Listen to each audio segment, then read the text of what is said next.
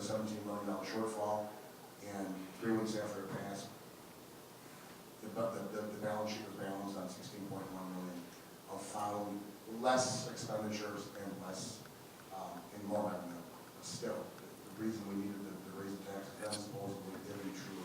That's a 30-second no. See, I told you. With the current budget proposal, I don't see any reason at this point why there would be a need to raise the revenue on the backs of taxpayers. Do you really, Wayne, think somebody's going to say yes? Trying to run for election? If this was 5, 7, 8 years ago, when the economy was going down, that would be a different story. The economy's going up. There is more revenue coming in. There's no reason to raise taxes, as I see it, but I'm not on the council today to totally understand the budget. No, But you wouldn't be against it. Be against what it is, Okay. sure.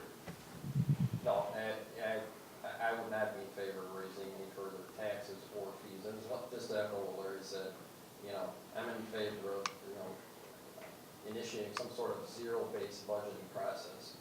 So where we go down, or the city managers, city department managers go down line by line and justify every single expenditure and to, identify the waste or inefficiencies of what is currently in the budget.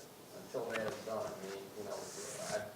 there's no, again, my answer is no. I'm not in favor of raising taxes, no. Yeah, right now, as Mr. Mudner had stated, the economy is on an upswing. We have a balanced budget for 2015. We have frozen for the last 4 years, the city council and myself, we have frozen real estate taxes. There's been no increase in the city portion of the real estate taxes. We've frozen your water and sewer rates. There's been no increases in your water and sewer rates. We have provided discounts to our senior citizens in those water and sewer rates. So at this point in time, there's no reason to even consider increasing the form of taxes because our budget is balanced. And I think with the recent IKEA coming to town, a 1.4 million square foot distribution facility that's going to service the entire Midwest of all the IKEA stores.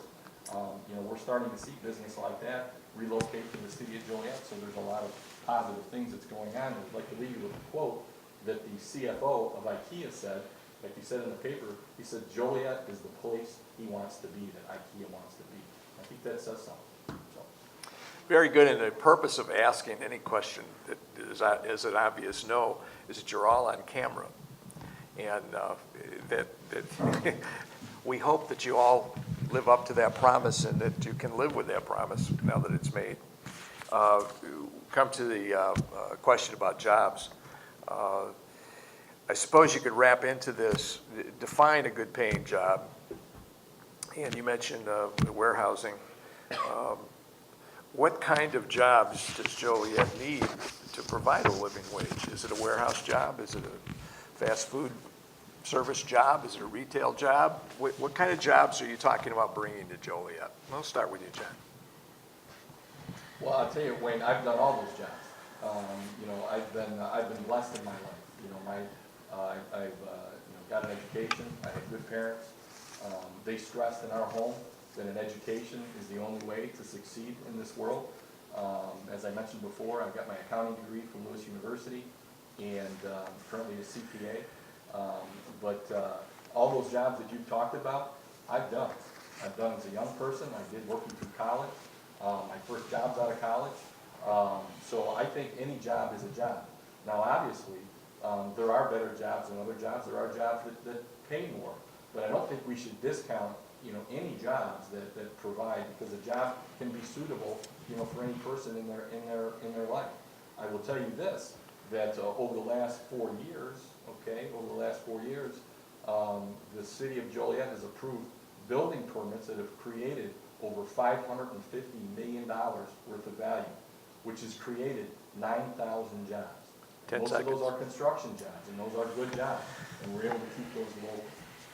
So those are the types of jobs that we want to create, but I certainly don't want to discount, any job, that provides a living wage, or maybe helps a college student during the summertime.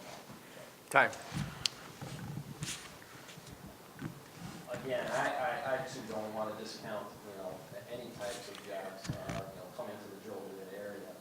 But I think what the most important thing is to strive for an environment within the city of Joliet that will create either lower wage paying jobs, higher paying jobs, what have you. But the important thing is to make this city attractive, more attractive to outside businesses, reduce any bureaucratic hurdles that they might encounter, and so that they will be willing to come to this area with their businesses to create these jobs that we need in the area. Now, having an accounting firm, I deal with small businesses on a daily basis, trust me. I know every day what businesses, small businesses, larger businesses go through. I know the hurdles that they have to face in order to, make a profit, in order to deal with city bureaucracies. So, 10 seconds. So again, I'm not opposed to attracting a wide variety of jobs to the city of Joliet, but we need to have an environment that's conducive to staff to creating those jobs. You can come back to this. Go ahead, Pat. You can come back to this, but I'm not hearing an answer. What I'm hearing is rhetoric that says we want good jobs. I'm not hearing a definition of what kind of a job. $13 an hour, for instance, is poverty level, and that's what a lot of warehouse jobs seem to be, range from $13 to $18 an hour. So you can't you can't support a family on something like that. So I'm looking for an answer that says what kind of jobs you're going to bring here, or what kind of businesses are we going to go out and recruit, as was said earlier. There has to be some better definition of job than either temporary jobs or warehouse jobs. It has to be a better definition. So with that in mind, I'll let you answer. Broaden our thoughts here on this, Wayne. I'm on an economic development council with Jamie also, and it's a federal program where there is money. There's all the money that you need to be retrained for a job. There's in the area, I don't have to have that job right here in Joliet. Our issue here in Joliet is / Will County. More people leave Will County to work either in DuPage or Chicago, which is not bad. We'd like to keep them here because they're bringing their money back here. But how many more opportunities is there going to be in construction then, as John Grill mentioned? It has picked up. So we are a heavy unionized town of blue-collar nature, which is all good. That's what hurt us the most when the economy went down. So that, just the normal increase in the permits that the city has given out is going to help. How well can we attract or develop some type of an industry that is a hands-on type industry? I'm not sure. As being a member of the CED, they're trying to bring in all types of jobs or develop the workforce. There's individuals talking to the city or to the area at all times. Where is the workforce here? Do we have enough trained individuals for this? We all see that the retirement Do we? great. Yes. 10 seconds. I feel we do have enough training. If they're not enough trained, we have training dollars available for these people to step in to be a machinist in our area. I think this is a really tough question, and I'm not so sure that, we're on the road to recovery to really bringing in jobs where somebody can come into Joliet and raise a family of 3 or 4 and maybe, have a nice home and so on. Because I do think some of the jobs that we're attracting are those $13 to $18 an hour jobs, and in today's world, I'm not so sure that that's the living wage we're looking at. So, as I said earlier, I sometimes wonder, and this would be a question that I would pose. Here we are sitting on the corner of 80 and 355. We're sitting on 80 and 55, the major highways. If you look at other towns, you see that they have developed tech corridors, and they've developed, brought in industries and big businesses and huge corporations yet we're bringing in warehouses and restaurants and other types of business and saying that's prosperous. So I'm not sure what the Burbridge and the Naperville and even the Aurora, if you go to Aurora, you see a big industrial corridor going up there where they have the Navistars and all these headquarters along their highways. Why, when we're sitting on at one time as the busiest highway intersection in the world, why we can't attract those kinds of things where people would be working for these kinds of corporations and making good dollars, and also bringing in professional people into Joliet.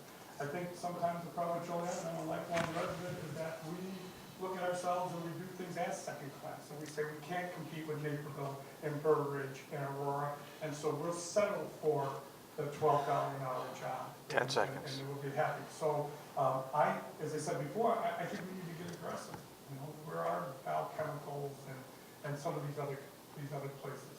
Do we have the workforce? We have Joliet Junior College, which is a phenomenal place that can do a lot of training for people here. We have people who can train them to do these things, but just not aggressive enough bringing in the right industry. I'll try to do this in 200 words or less. First of all, burger joints, grocery stores, restaurants are not, for the most part, jobs that sustain families. You need to bring jobs in that sustain families, and then that level of pay, you then go to the lower paying burger joints. And that's why when I was growing up, burger joints were ran by teenagers. So, first of all, nobody in city staff or city council should take any credit whatsoever for Center Point's expansion. Whatever the jobs were, they range at $8 to $18 an hour. That's done by an economic development director. I think his first name's Eric, who works for Center Point. Center Point basically tells Joliet, move on the way. We've got it under control. When I go out here, there are people taking credit over at the mall. And Terrence had mentioned the mall. Terrence, that's not enough per day. We're not a socialist society. That's all privately owned, and guess what? They have their own economic development director out there selling their properties. Guess what the city of Joliet doesn't have? An economic development director. We don't have anybody that will get on a plane and fly to California to see what we do. So Wayne, to answer your question, the jobs that have been coming in are good for a purpose, but not the purpose you're describing, not to support families. Those jobs come more at the commercial level, in good industry. How do we get it here? We have to go bring it here. You have to have an economic development director that I call the salesman or saleswoman of the city who's got to chase these down. When we hire, and I have a plan to hire an economic development director that will actually, it's basically do some shuffling in the planning department, where we'll be able to hire them and it won't cost us anymore. 10 seconds. So with that said, we need to hire a professional economic development director who I never see in their office. They're out there bringing the jobs you're describing, Wayne, back to Joliet. Instead of adding another person to the staff of the city, I think you should put somebody on the city council who works in higher education. Because everything we do every day is focused on what gives a person who's straight out of college a good paying job. Wayne, you asked what can sustain a family, I'll tell you exactly what can sustain a family. Computer engineering, bioengineering, criminal justice, healthcare, IT services. Those jobs are on Forbes' top 10 list of top pay, and that's what you're looking at when you're trying to support a family. And part of why I wanted to run for city council is because as an IT person, I'm tasked with the idea of looking forward, visionary. Brett mentioned the IT corridor on I-88, and that's always on the top of my list because I'm there a lot for my job. Those sorts of opportunities are something that I think the city of Joliet could look for if they have people on the council who are actually focused in that manner. And in my industry, in higher ed, we don't exist if we don't have alumni who don't go out and get good paying jobs. And 10 seconds. In today's market, it just seems like everyone's trying to push education. Well, education is leading to those good paying jobs, and those are the industries exactly that should be targeted. Thank you. It's 4 by my count for an economic development director. We're going to shift gears a little bit and talk about the downtown and as the Will County government views it. They've indicated that if they build a new courthouse in downtown Joliet, it will need some financing from the city. And since everyone is committed to not raising taxes, where will that revenue source come from? And we'll start with Pat.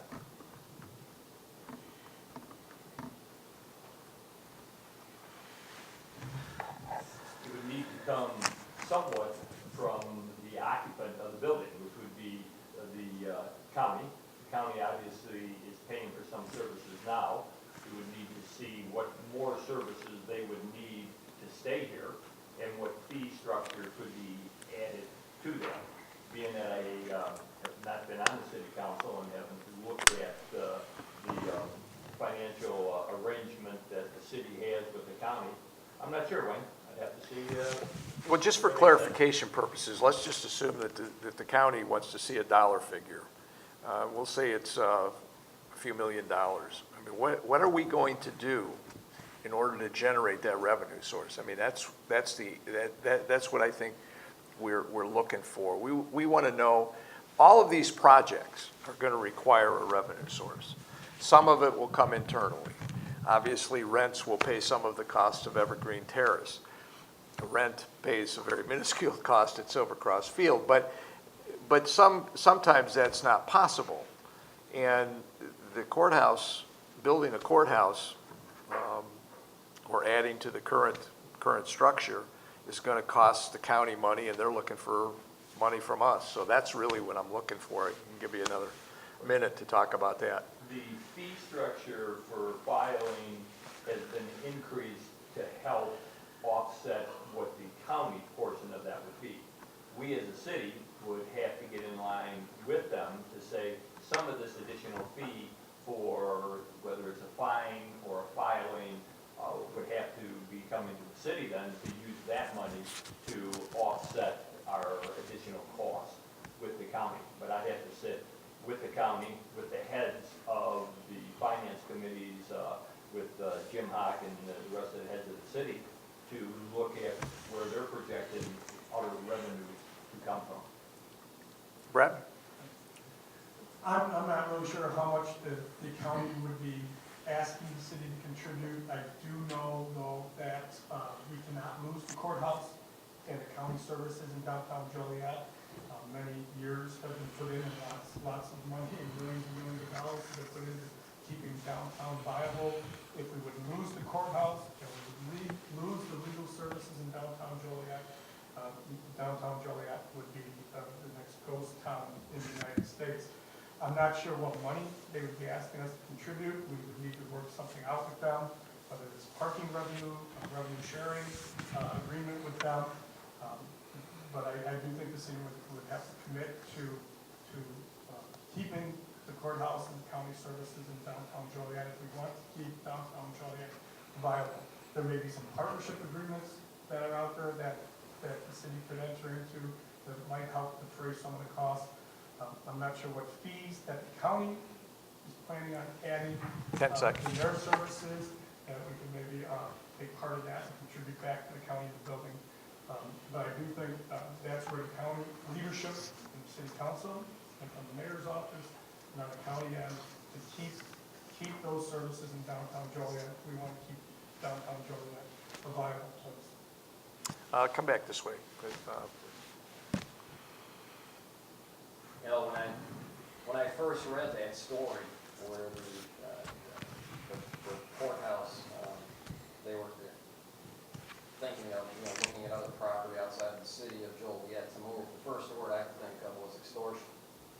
Okay, we all realize that the courthouse is a very important and central institution within the city of Joliet. What we would have to do as a city, the city leaders would have to aggressively negotiate with the courthouse because, quite honestly, they probably do have a silver barrel. In the sense that if they left, it would, things would dry up in the downtown area, and I think the county knows this. So I think we would have to negotiate aggressively, and then again, it's just like with anything else. I said earlier, I'm not in favor of raising any taxes, so that means that we'll have to prioritize where we spend our money. We're gonna have to go back to that budget and see where our funds are going. But again, without having a firm dollar figure, it's difficult to say, whether that's, would be a viable, situation in terms of looking at the budget and seeing where, you know, where we, you know, need to make some cutbacks in order to accommodate the courthouse. You know, it's obviously, it's imperative that we keep the courthouse in downtown Joliet. It's about a $200 to $250 million capital investment that we certainly don't want to see leave. But I think, you know, there are a couple things that we can look at. First is, I think, and I will tell you, because I've spoken to these people, the county's looking for more than just a monetary investment as far as dollar amounts. We're going to have to give them that, but they're also looking for a commitment from Joliet to its downtown.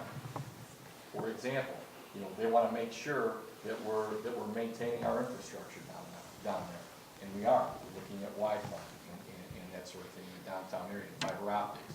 They want to see that we're investing in ourselves. Okay? They also want to make sure of, you know, that we're investing in our cultural society. For example, like the Rialto. If they see us disengage from things like that, believe me, the county's going to say, you know what, the city of Joliet's not even committed in itself. Why should we be committed to them? So that's part of it. The second thing, as far as monetarily, you know, there's more than just bricks and sticks that goes into building the courthouse. Okay. 10 there are permit fees. We can waive those permit fees. We're not taking anything out of our general fund. It's just dollars that we would not have coming in. We would waive those permit fees. Tap-on fees. This could be in the millions of dollars that we would waive, that we would not have to go into our general fund to pay for. And we get that money back. Think about it, a $200 million capital improvement project with all the trades that are put to work and all the jobs that it's creating, we would get that money back tenfold. But I think instead of thinking of writing them a check, we basically want to waive certain fees that every developer would have to pay. Time. Tap-on fees, permit fees. That way.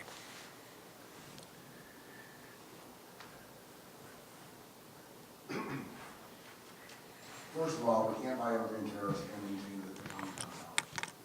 Second of all, the county already receives savings from the city, because if they were to build, if they have to build as they're heading in that direction, buying the bank, the First Midwest Bank, if they were to build elsewhere, it would cost them $30 to $40 million more on green space. So the question then would be, that next community, how much do they get in equivalent to that, plus that $30 to $40 million extra expenses? And that's a big ticket. Now, John down there made a good point.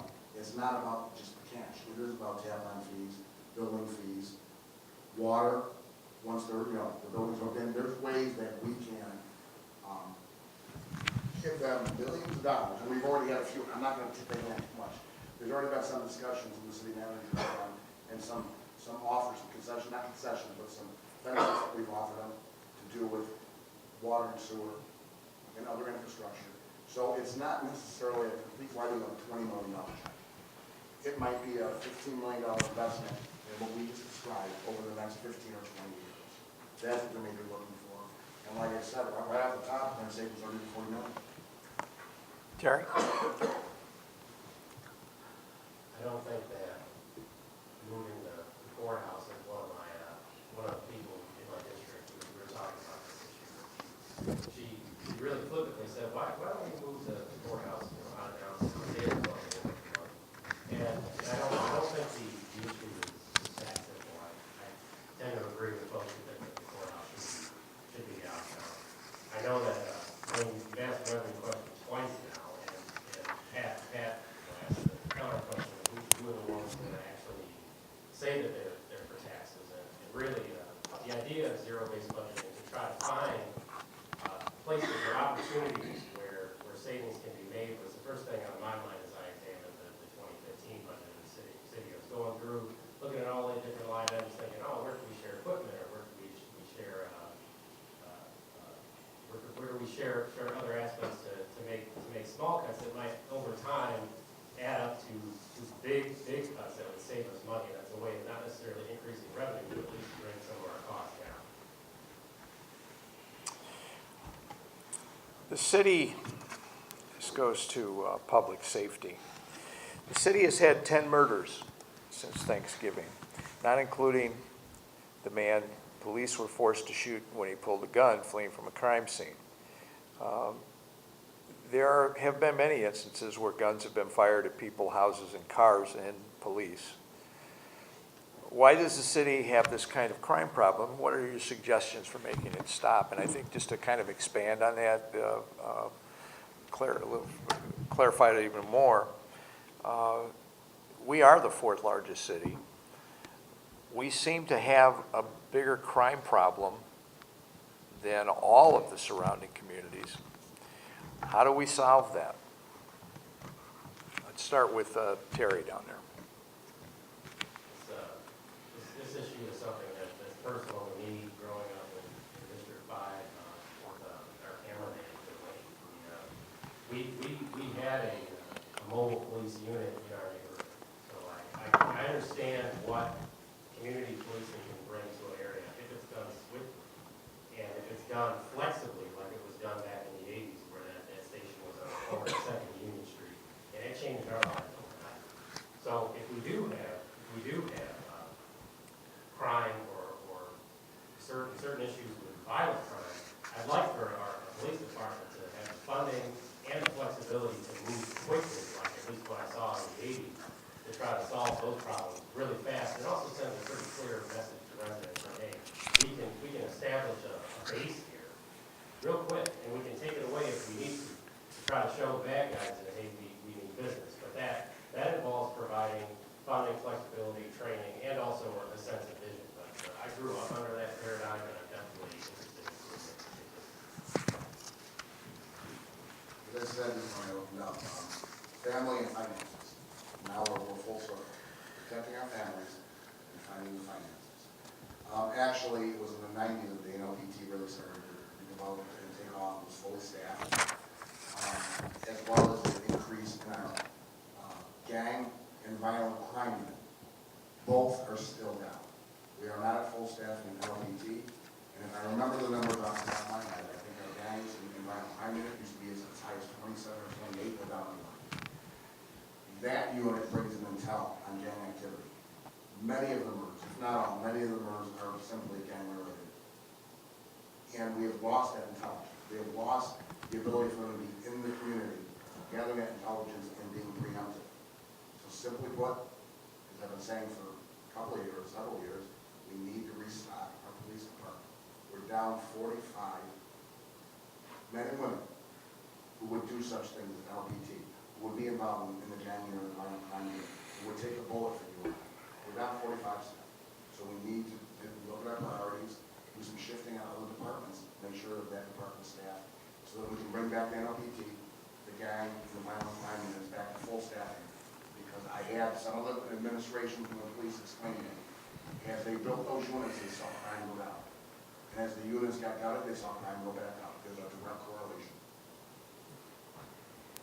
I also am a big advocate of neighborhood-oriented policing and community policing. I believe we need to restore the numbers of our policemen back to the pre-recession numbers, so that our areas are safe and can build a better particularly that. So I think that's on the part, and that's one of the reasons I am supported by the joint police and joint fire police and also the local county sheriff's department. But that's only part of it. I think we cannot just say policing alone is solving that issue. We also need to bring in those high-paying jobs to our community. When we see that we have these kinds of jobs, the crime rate, I believe, will fall.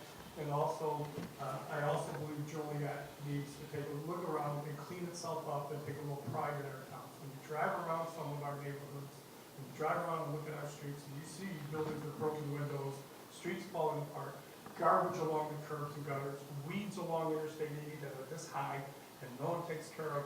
We start sending that image that this is a careless, carefree, run-out, ragtime city. And I think all of those things contribute to the increase in crime. So yes, increase in policing and more police is key, but we also need to be a city that brings in good jobs, that you don't need to resort to crime. And we also need to look at our city and clean up our city so we have pride in our neighborhoods and we don't tolerate gangs and crime in our neighborhoods. Pat? Of course, I'm for safe streets and police protection, but I believe in the team concept. I believe that we should get all the parties involved, all the heads. I have not heard from our police chief on how he would like to see it built. I've heard from councilmen that we're down from where we were in the number of police. I don't know if that number was correct before or correct today, if we need that.